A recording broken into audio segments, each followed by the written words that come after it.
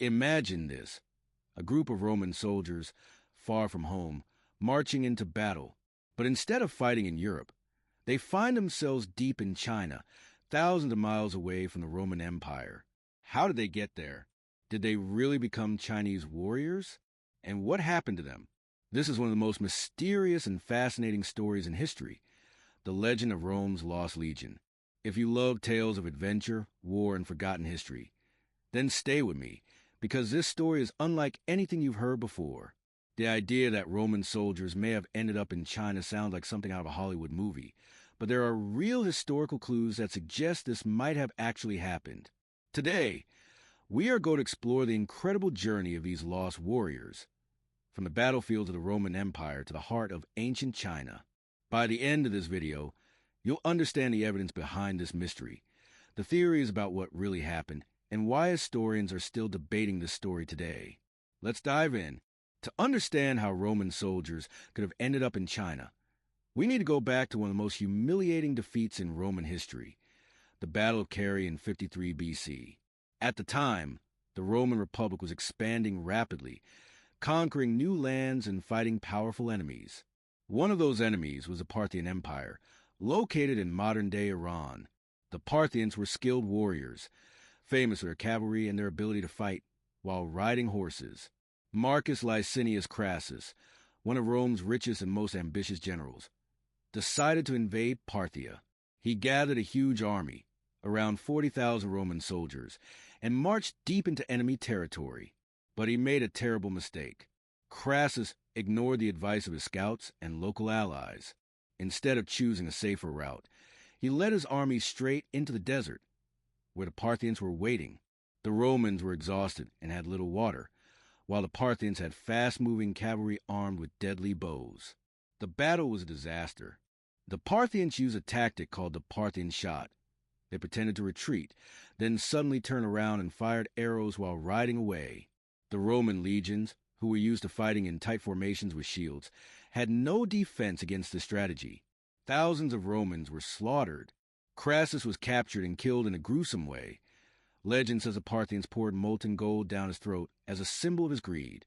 But the real mystery begins with the Roman soldiers who were not killed. The Roman prisoners. Where did they go? Historians estimate that about 10,000 Roman soldiers were taken prisoner by the Parthians. Normally, in ancient warfare, prisoners were either executed, sold as slaves, or forced to fight for their captors. The Parthians didn't want to kill all the Roman soldiers. They saw them as valuable. So, they reportedly sent them to a distant frontier of their empire, near the border with Central Asia. This was a common practice in ancient times. When empires captured enemy soldiers, they often used them as border guards. The idea was simple. These men were professional warriors, and instead of letting them go, why not put them to work defending distant lands? But here's where things get interesting. Some records suggest that these Roman soldiers didn't just disappear. They may have ended up in China. The Chinese connection, the Battle of Carrhae. More than 17 years after the Battle of Carrhae, in 36 BC, there was another major battle, this time in China. The Battle of Carrhae was fought between the Han Dynasty and a rebellious Central Asian ruler named Chanyu. The Chinese historian Ban Gu, who lived during the 1st century AD, wrote about this battle. He described a strange military formation used by the enemy, a formation that doesn't match anything in traditional Central Asian or Chinese warfare. He described soldiers fighting in fish-scale formations, using shields in a way that was unusual for the region. This description is incredibly similar to the famous testudo, tortoise, formation used by Roman legions. In this formation, Roman soldiers locked their shields together to create a nearly impenetrable wall, perfect for defense against arrows and cavalry attacks. Historians have debated for years whether these soldiers could have been the lost Romans from the Battle of Carrhae. Some believe that after being taken prisoner by the Parthians, the Romans were eventually captured or hired by another Central Asian kingdom, and later ended up fighting for Chanyu. After the Battle of Carrhae, the Chinese army won and captured the survivors. But instead of executing them, the Han Dynasty did something surprising. Did the Romans settle in China? According to Chinese records, The Han Dynasty took the surviving enemy soldiers and resettled them in a place called Liqian, a small town in western China. What's interesting is that Liqian sounds very similar to legion, the Latin word for a Roman military unit. Some historians believe this to be a sign that the lost Romans were brought here and given land by the Chinese government. Even more fascinating, there have been reports that some people in this region, even today, have European-like features, such as lighter hair and taller builds, uncommon in most of China. Some believe this could be evidence of Roman ancestry. DNA tests have been conducted on people from this area, but the results have been inconclusive. While some individuals have slightly more European genetic markers, there is no solid proof that they are descended from Roman soldiers.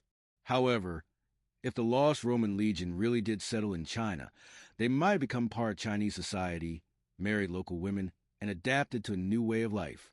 Theories and debate. What really happened? There are three main theories about what happened to the lost Romans. They were captured by the Parthians and later moved into Central Asia, where they fought for different rulers until reaching China. They eventually escaped or were traded as mercenaries, moving eastward over time and joining local armies. The story is just a myth, and the similarities between Chinese and Roman battle tactics are a coincidence. Some historians argue that there is enough evidence to prove the connection between the Roman soldiers and the Chinese Battle of Carrhae. Others believe the clues are too strong to ignore. The truth may never be fully known, but this mystery continues to fascinate historians and history lovers around the world. If the story of Rome's lost legion is true, it would be one of the most extraordinary journeys in human history. Think about it, thousands of miles away from home, fighting in foreign lands and adapting to completely new cultures. These Roman soldiers would have marched across vast deserts, crossed mountains, and faced countless battles. If they truly reached China, they would have been among the first Europeans to ever set foot there, centuries before Marco Polo. But whether they became Chinese warriors or not, their story teaches us something important. History is full of surprises. We often think of ancient civilizations as separate and isolated, but this tale suggests that they may have been more connected than we ever imagined. It challenges our understanding of how people, ideas, and even military tactics spread across continents. Imagine the life of one of these Roman soldiers. First, he is a proud warrior of the Roman Republic, trained to fight in the disciplined legions of Rome. Then, he is captured and forced to serve in the army of his enemies. He might spend years wandering through unknown lands, battling in unfamiliar wars, until he finally finds himself standing on the battlefield in China, fighting under a foreign banner. By then, he is no longer just a Roman. He is something more, a survivor shaped by many worlds. Even today, the mystery continues. The village of Liqian, with its unusual name and people who have European-like features, adds another layer to the story. Are they truly descendants of these lost Romans, or is it just a coincidence? Scientists have studied their DNA, but no final answer has been found.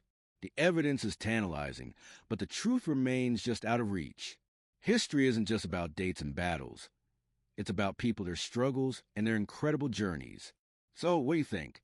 Did the lost legion reach China, or is it just a legend? Let me know in the comments. If you love history, don't forget to like, subscribe, and hit the notification bell for more amazing stories. Thanks for watching, and see you in the next video.